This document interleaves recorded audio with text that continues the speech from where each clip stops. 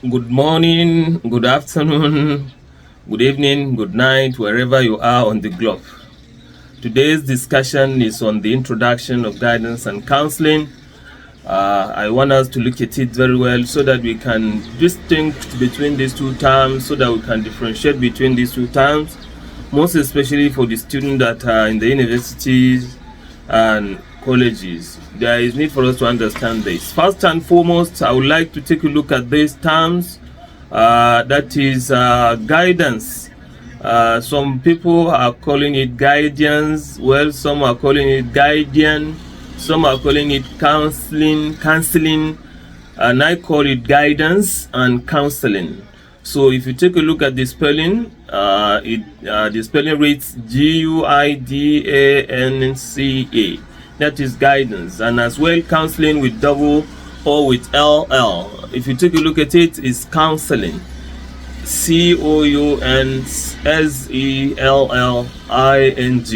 And now ask, what is counseling? What is guidance? Or what is guidance and counseling? These are two distinct words that connote different meanings, although they are clearly or closely related and often used together in various contexts, especially in educational and psychological services. So there is need for us to understand this, that the term guidance and counseling are two distinct words that people makes use of them interchangeably, despite the fact that each and every one of the words has a different meaning. So I now take us through. Let us take a look at the term guidance. The term guidance primarily is informational and is directed. If you take a look at the term guidance, it's all about information, it's all about directing someone to do something or to choose something or to achieve something. And not only this, it focuses on providing advice, it focuses on providing direction and solution to specific problems. This is what guidance is all about. It's focusing on providing solutions to your personal problem, to the problem of family and other problems like that. Typically, this term, it relates to education, it relates to career, and it relates to lifelong decision making. So guidance is all about education, it's all about career, it's all about lifelong decision making. And not only this, it aims at helping individuals make informed decisions by providing knowledge or options or recommendations. So guidance is all about helping individuals to make informed decisions, and by providing knowledge or options or recommendations for that person to understand himself. All right. When we take a look at the term literal meaning, the term the guidance or guidance literally was derived from its roots, that is guide, which means to direct or to know, to pilot, to manage, to watch over, to steer, to aid, to inform, to interact, and to lead. Anybody, anytime, anywhere can give guidance. So guidance is all about piloting affairs, it's all about directing an individual, it's all about leading an individual, it's all about managing individual's problem, it's all about watching over his problem, it's all about steering his problem or aiding him to achieve the greater height. It's all about informing him to know A or B. It's all about interacting with that person also. Let us take a look at the term counseling now. Counseling is more in-depth, it's more deeper than guidance, because it is therapeutic in nature. We treat psychological problems, we treat social problems, we treat physical problems. Most especially somebody that is disturbed, we can help him so that he can strengthen his psychology also. And counseling focuses more on helping individuals explore their emotions, that is good emotions and bad emotions, that is positive emotion and bad emotion, happiness, love, joy. These are typical examples of positive emotion, and as well negative emotion, that is envy, that is jealousy, that is sadness, that is, and so these are the negative. So counseling focuses on helping someone to process his emotion, on helping someone to process his thoughts, and to even help him to achieve based on what he has planned. Counseling is sort of behaviors. It changes or it helps somebody to cure or to treat his behavioral problems. It helps somebody, that is an individual, to resolve his personal issues and also to resolve interpersonal personal issues. So counseling is all about this. And not only this, it aims at helping individuals understand themselves, better cope with challenges, and facilitate personal growth. So counseling literally was derived from the Latin words called consilium, that is to apply for counseling or to consult. The next thing is to consulere, that is, it was derived from the term consulere. Consulere means, connotatively means to consult, to suggest, and to recommend ways of solving a particular problem to a client or so. So if you take a look at the literal meaning of the term counseling, it's all about directing or applying for advice or suggesting problem solutions to a problem, and so. The next thing we can see, counseling can be seen as a process in which a trained person assists another person in confidential discussion, heart-to-heart discussion, face-to-face discussion, an encounter that has to do with confidentiality, so that the client will solve his problem amicably also. Counselor is expected to keep confidential issues. You are not supposed to disclose the secret of your client. If your client has entrusted his position or his mind to you, you don't need to disclose his identity to people. You don't need to disclose that to people. I can see that example of this. Our younger brothers, sisters are leaving their immediate environment to a different place for them to be treated. People from Jalingo are going to Abuja for treatment. People from Abuja are coming to Ibadan, are coming to Benue for treatment. People from Adamawa are going to Gombe for treatment because of the issue of confidentiality.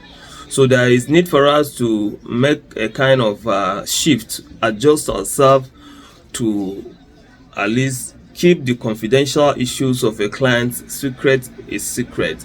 We should not disclose their identity to people because it's injurious. So when we take a look at the next definition of counseling, counseling is a professional relationship that empowers diverse individuals, families, or groups to achieve their mental health, their wellness, their educational goals, their career goals. So if you want to achieve your mental health goals, you want to achieve your wellness goals, you want to achieve your educational goals, you want to achieve your career goals, you are expected to go to a counselor that will support you or how you're expected to do this. So if you take a look at this definition, it's a professional relationship, as we've said, that empowers someone. It takes someone years of study for him to be called a professional, and the relationship between the client and the counselor is a professional one. No more knowledge. There is need for the counselor or counselee to understand the relationship is no more knowledge, is professional relationship. Just you are there to empower that person to think well, to empower him to boost his health, to empower him to boost his mental health. You are there to empower him to choose a very good career for himself. That is counseling for you. And not only this, counseling contains several implicit and explicit points that are important for counselors as well as consumers to realize. Counseling deals with wellness, personal growth, career, education, and empowerment concerns. This is the focus of counseling. In other words, counselors work in areas that involves plethora of issues, including those that are personal and those that are interpersonal. These areas include concern related to findings, meanings, adjustment, and fulfillment in mental and physical health of an individual. That individual, your work is to support him to achieve his goals that he has set for himself. So a counselor is expected to understand this. You don't need to stress yourself by making a different relationship that is not professional. You are expected to focus on the personal issue of the client and the interpersonal issue of the client, so that you can help him adjust, so that you can help him fulfill his mental issues, support his mental issues, his physical health issues, and achievement of goals also. We can still see as is there, counselors are concerned with just social justice and advocate for the oppressed and powerless as part of the process. You are expected to advocate for the powerless people, and not only these people that are oppressed. A counselor is expected to voice out his standpoint for the authority to understand. Counseling is conducted with people individually, in group, in family. A counselor can do that. You can interact with your clients individually. You can interact with your clients in group, and as well, you can interact with them in a family issue. Clients seen by counselors live and work in a wide variety of settings. A counselor can work in a wide variety of settings by supporting his clients to achieve his wellness, to achieve his mental wellness or mental health goals, to achieve his educational goals and career goals. So if you take a look at these problems of your clients that requires short-time or long-time intervention, a counselor is expected to enforce it. If a problem entails or requires short-term interaction, just go with the short-term interaction. If the problem goes with the long-term interactions, you are expected to take it as a long-term interaction, and so you focus on helping individual or multiple individuals to solve their problems, their mental health problems, and so. In counseling, in guidance and counseling, these two terms have two different processes. For the guidance, it involves short-time interaction process. The guidance provider, that is the teacher, the career advisor, helps by offering suggestions and solutions to a particular problem. That is what he is expected to do. So it involves assessment. You can assess your clients by knowing his aptitude, and also by knowing his interest. You can assess him doing that, so that he can take a very good career or direction for himself. Well, counseling is a long-time process. It's a process-oriented interaction. It takes a longer period of time. It takes professionalism. It takes technicalities. It takes different methods before you now get it right. The counselor works collaboratively with the individual to uncover underlying issues and guide them through self-discovery and problem-solving issues. This is what you're expected to do. You're expected to take your clients through by uncovering what is not known to him, by telling him things that are not okay for him, so that he can achieve his self-awareness or self-discovery, so that he can solve his problem also. Counseling involves active listening. When we talk of listening, we are referring to the whole of your body, your presence, your hand, your leg, your face, your eyes, your posture should be present, meaning should be with the client you are talking to or you are talking with. These are some of the things that are expected to note. And not only this, we still have empathy. You can interact with your client by putting your legs, by putting your mind, by putting your body, by putting your hands, by putting your thinking in the client's feelings or shoe. What's he feeling right now? You should feel the same thing the way he's feeling. That is why we so much agree with unconditional positive regard as a professional counselor. Wherever you see a client, you should give him unconditional positive regard. There should be no any condition attached to that client, and there should be positive regard. You should treat everybody collectively. You should treat everybody the same. There should be no segregation.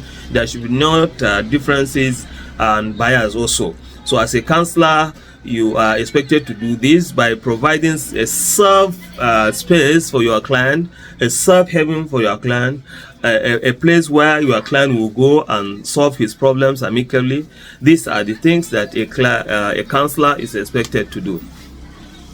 All right, between guidance and counseling now, we have two different things.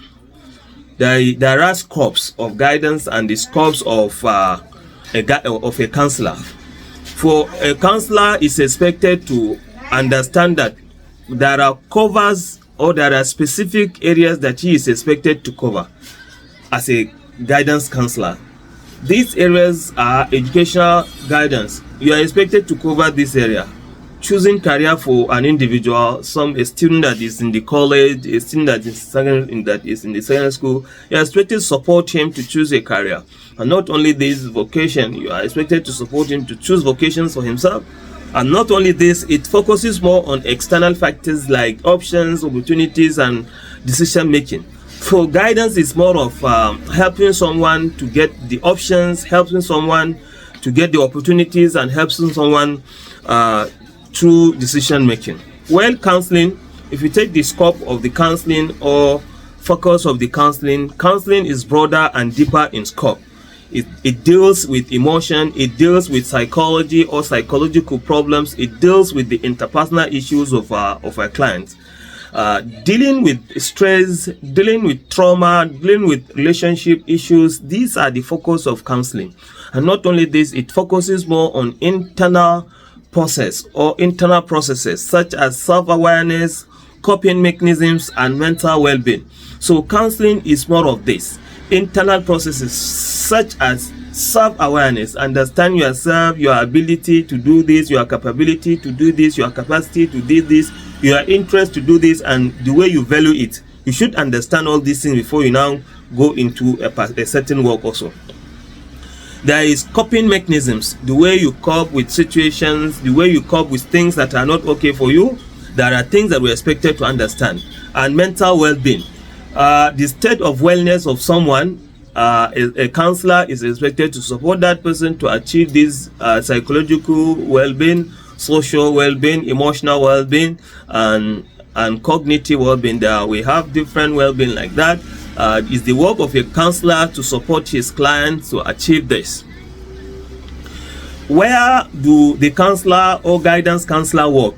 For the guidance, is commonly in academic environment. You help students to set their careers. You help students in the university to pick what will support them. You encourage them, you guide them, you teach them what is all about their courses. Assuming it's a counseling or it's a chemistry that student is studying, you should tell him about chemistry. You should tell him about the requirement of studying chemistry. You should tell him about the prospect of studying chemistry also. And not only this, we still have counseling.